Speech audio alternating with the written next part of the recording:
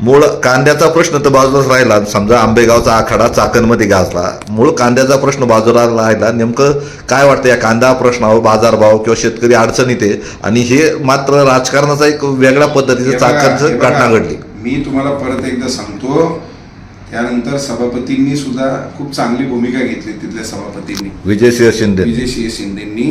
आणि सभापती पण माझे चांगले मित्र आहेत, लक्षात घ्या. माझ्या सगळ्यांशी ओळखी आहेत तिथं, पण मी काही नवीन नाही, आजकाल आलो नाही राजकारणामध्ये, समाजकारणामध्ये. आमदारांशी सगळ्यांशी, फार अगदी दिलीप मोहितेंशी सुद्धा माझे चांगले संबंध आहेत, पण संबंध वेगळे आणि भूमिका वेगळी, लक्षात घ्या.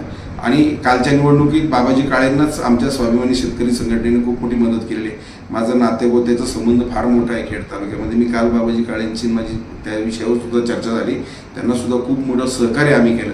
पण कृतज्ञता काय असते त्या माणसाकडून शिकण्यासारखं आहे, त्या माणसाला त्याची जाणीव आहे आणि यांना मात्र त्याची जाणीव नाही. हा फरक आहे माणसातला, लक्षात घ्या. आखाडा जे तुम्ही म्हणताय, आम्हाला अजिबात आखाडा करायचा नव्हता, काही करायचं नव्हतं. त्यांनी त्यानंतर सांगितल्यानंतर सभापतींनी समजून त्यानंतर पुन्हा वातावरण शांत झालं.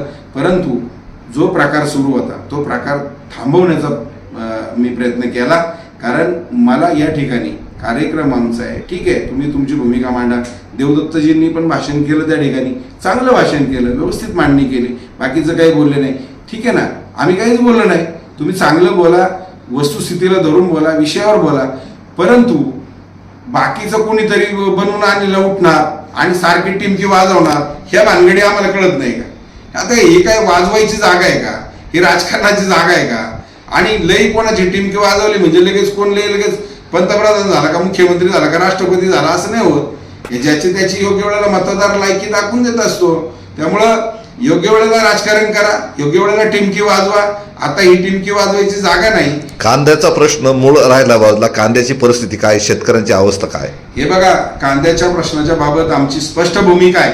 मी कालही सांगितलंय आणि आजही सांगतो, ज्यांचा कांदा या आधी विकला गेलेला आहे त्याला किमान 7 रुपये अनुदान त्या ठिकाणी मिळालं पाहिजे किलोला. त्या शेतकऱ्याचं फार मोठं नुकसान झालेलं, त्याही शेतकऱ्याला न्याय मिळाला पाहिजे.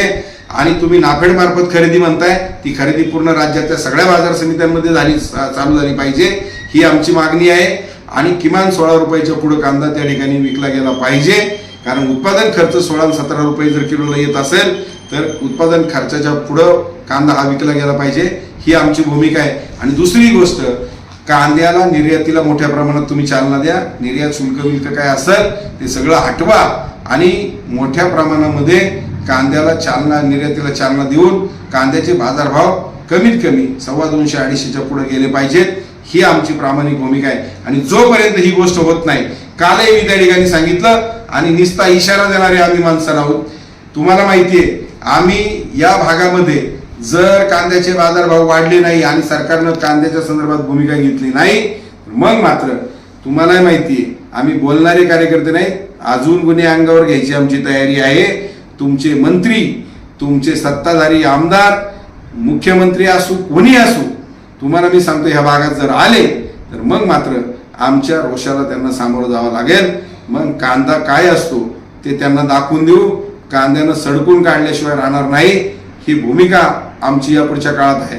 आणि मी छत्रपतींच्या मावळ्यांसारखी मुठभार मंडळी जरी आमच्याबरोबर असली तर लढणारे मावळे वेडा तर वीर दौडले सात असे जरी असले तरी तुमच्या हजारांना भारी, हे लक्षात ठेवा. हे आजपर्यंत आम्ही दाखवून दिलंय आणि या पुढच्या काळात सुद्धा दाखवून देऊ. आता पहा, नाशिक जिल्हा हा महाराष्ट्रातलाच आहे. तिथल्या कांद्याला बाजारभाव 15 रुपये, काही ते 60 पैसे किंवा 70 पैसे शासनाने जाहीर केला आहे नाशिक जिल्ह्यापुरता.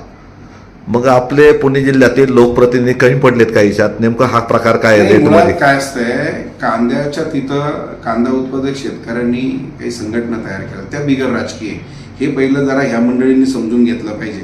हे राजकारण करणारी जी मंडळी आहेत ना, आता सध्या जे चाललंय ना, यांनी पहिले हे लक्षात घेतलं पाहिजे. ते दिगोळे वगैरे ही सगळी जी मंडळी आहे बिगर राजकीय, ती लोक सगळी एकत्र येतात आणि सातत्यानं त्यांचा पाठपुरावा सातत्यानं चालू असतो. ते सातत्यानं आवाज उठवत असतात. आणि नाशिक हे कांद्याचा आगार आहे आणि म्हणून सरकारनं पहिलं प्राधान्यक्रम जरी नाशिकला दिला असला तरी हा भेदभाव आहे, हा पक्षपात आहे, ही सापत्नपणाची वागणूक आहे. सरकारचा हा नादानपणा, मूर्खपणा, नालायकपणा आहे.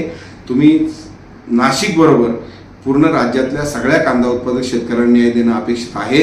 आणि ज्या पद्धतीनं माझं तर म्हणणं आहे, लोकांचा आता राजकारण्यांवरती विश्वास राहिलेला नाही.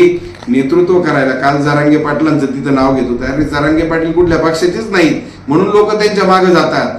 तुम्ही कुठल्या पक्ष बाजूला ठेवा सगळे इमानदारीनं. तुम्हाला राजकारण करायचंय, लगेच वास येतो लोकांना राजकारणात, त्यामुळे कोणी येत नाही. आता कालही मी पाहिलं त्या ठिकाणी जे आले होते ते फक्त यांचीच लोक होती. सामान्य शेतकरी पुढे यायला तयार नाही, कारण लोकांचा आता ह्या गोष्टीवरचा विश्वास नाही. मूळ मुद्दा का जे नाशिक जिल्हा भेदभाव केला किंवा नाशिक सोडून राज्यातल्या इतर शेतकऱ्यांना रेट दिलेली नाही, तो मग हा चुकीचाच आहे ना सरकारचा. 100%. हा, मग हे सरकार नादान सरकार आहे, नालायक सरकार आहे. तुमच्या बापानं असे धंदे केले होते का? एकाला एक न्याय आणि एकाला एक न्याय. आपल्या घरातली लेकरं आई बापाला सगळी सारखीच आहेत ना. तुम्ही एकाला खाऊ घालणार आणि एकाला उपाशी ठेवणार. तुमच्या बापानं असे धंदे केले होते का? हे सरकार नालायक सरकार आहे. म्हणजे भेदभाव करतंय, म्हणजे किती नालायकपणाचा कळस आहे. अमित शहा आले होते, त्यांनी मिटिंग घेतली, त्यांच्याबरोबर मिटिंग झाली. 10 दिवस अजून मुदत मागताय तुम्ही. कसली मुदत मागताय? अरे अजून किती वाटोळं करणार आहात शेतकऱ्यांचं? हे सरकार राज्यातलं भाजपचं आणि केंद्रातलं दोन्ही सरकार तुमची, तुम्हाला एवढा वेळ लागतो कशासाठी? तुमची जर दानच चांगली असेल आणि खरंच शेतकऱ्याला काही द्यायचं असेल तर इमानदारीनं इतक्या दिवसात निर्णय झाला असता. गेली महिनाभर तुम्ही कांदा उत्पादक शेतकऱ्याला खेळवत ठेवलेला आहे.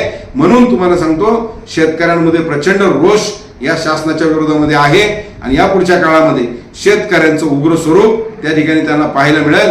हे राजकारणी जे आहेत हे पुढे येणार नाही, ते फक्त फोटो सेशनसाठी आंदोलन करणार. पण त्यावेळेला अंगावर घ्यायला यांना आम्हीच आहोत, हेही लक्षात ठेवा. त्यामुळं माग भुकणाऱ्यांनो पुढे या, मर्दासारखं जरा तुमचं कर्तृत्व दाखवा आमच्यासारखं, आणि नुसते बोलणारे नाही, आम्ही करून दाखवणारे आहोत. त्यामुळं यांना अंगावर घेण्याची आमची पण तयारी आहे. काय व्हायचंय ते होऊन जाऊ दे. आता पुणे जिल्ह्यातील किंवा नाशिक सोडून किती रुपये रेट दिलाय जाहीर केलाय त्यांनी किलोला? 15 रुपये 80 पैसे हा दर त्यांनी जाहीर केला नाशिकला. हो, नाशिकलाच नाही, तसं पाहिलं तर तो दर पूर्ण राज्यासाठी आहे. काय त्यांनी पूर्ण राज्यामध्ये या गोष्टी केल्या पाहिजे होत्या, परंतु फक्त नाशिकमध्येच हा प्रकार केला. आणि बाकीच्या ठिकाणी आमचं म्हणणं असं आहे की ज्या बाजार समित्या आहेत, बाजार समित्या शासनाच्या आहेत, बाजार समितीमध्ये त्या ठिकाणी कांदा अशा पद्धतीनं नाफेडमार्फत शेतकऱ्यांचा खरेदी केला पाहिजे.